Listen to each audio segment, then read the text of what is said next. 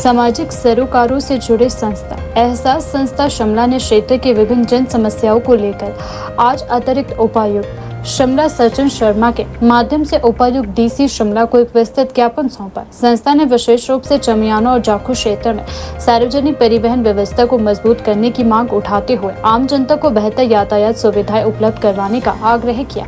संस्था द्वारा सौंपे गए ज्ञापन में कहा गया कि चमियाना क्षेत्र के लिए वर्तमान में संचालित बस टैक्सी सेवाएं यात्रियों की बढ़ती संख्या के अनुरूप प्राप्त नहीं है। प्रतिदिन बड़ी संख्या में स्थानीय लोग, कर्मचारी, विद्यार्थी, मरीज और अन्य यात्री इन सेवाओं पर निर्भर रहते हैं, लेकिन सीमित परिवहन व्यवस्था के कारण लोगों को कई तरह की परेशानियों का सामना करना पड़ रहा है। एहसास संस्था के प्रतिनिधियों ने बताया कि कई बार बसों और टैक्सियों में अत्यधिक भीड़ होने के कारण यात्रियों को सीट तक नहीं मिल पाती है और उन्हें मजबूरी में खड़े होकर यात्रा करनी पड़ती है। उन्होंने कहा कि यह स्थिति विशेष रूप से बुजुर्ग नागरिकों, महिलाओं, स्कूली विद्यार्थियों और अस्पताल आने जाने वाले मरीजों के लिए बेहद कठिन और असुविधाजनक बनी हुई है।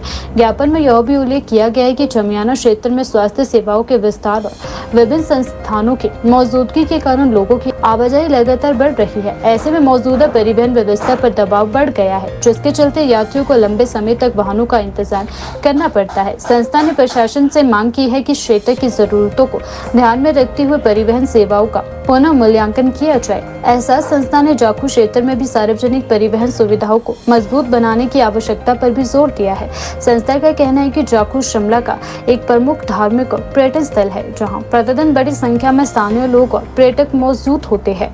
बावजूद इसके कई बार पर्याप्त परिवहन सुविधाएं उपलब्ध नहीं होने से लोगों को कठिनाइयों का सामना भी करना पड़ता है। संस्था ने प्रशासन से मांग की है कि चमियाना और जाखू रूट पर अतिरिक्त बसों और टैक्सियों की व्यवस्था की जाए। साथ ही बस स्टैंड से इन क्षेत्रों के लिए नई गाड़ियों का नियमित संचालन भी शुरू किया जाए, ताकि यात्रियों को समय पर और सुविधाजनक परिवहन सेवाएं मिल सके।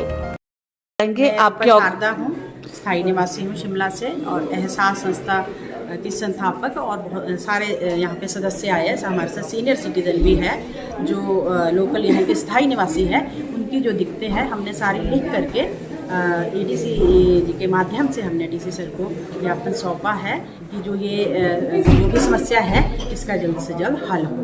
तो इसमें मुख्य तौर पर 2-3 समस्या थी। एक तो जाखू जो टैक्सी जाती है उसमें कोई भी सिस्टम नहीं है कि कौन पहले बैठेगा। हालांकि वो सीनियर सिटीजन के लिए चलाई गई है, लेकिन कौन पहले बैठेगा कौन बाद में, वहाँ पे इतना रश होता है तो सभी जाते हैं, तो सभी लड़ाई झगड़ा करके ही जाते हैं। तो वहाँ पे सिस्टम हो, कोई ऐसा प्रावधान हो जो पहले जाए, उसकी टिकट जो पहले जाए उसको पहले जो है समय मिले, बाकी थोड़ा वेट करके जो है सबको ही, और एक एक्स्ट्रा जो है टैक्सी ट्यूजडे को लगाई जाए। और दूसरा हमारा था यहाँ से बहुत सारे शिमला से अब शिफ्ट तो जो है बहुत सारे डिपार्टमेंट चमियाना कर ही दिए हैं, तो यहाँ से जो पेशेंट जा रहे हैं उनको बहुत दिक्कत आ रही है। जैसे वहाँ जाते हैं तो उनके लिए कोई भी फैसिलिटी नहीं है, ट्रैवलर चल रही है, लेकिन उसमें भी है जो बहुत सारे स्थायी लोग या बहुत सारे जो पेशेंट के साथ ईमानदार होते हैं वो बैठते हैं। तो जो पेशेंट होता है उसके लिए कोई बैठने का प्रावधान नहीं है कि उसको प्रायोरिटी मिले कि वो बैठ कर जाए। दूसरी हमारी ये थी, एक हमारा ये बहुत वो था कि जो शहर में जितनी भी बाइंस की बहुत सारी शॉप खुल गई अभी नई एमसी के माध्यम से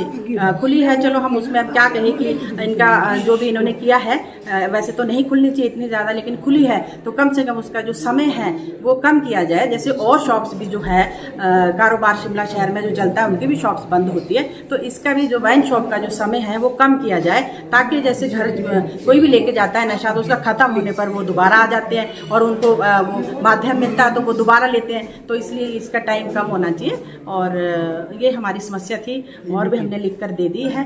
और एक हमने अपनी संस्था के लिए आज एक अपॉइंटमेंट की है, आज नहीं पहले की है।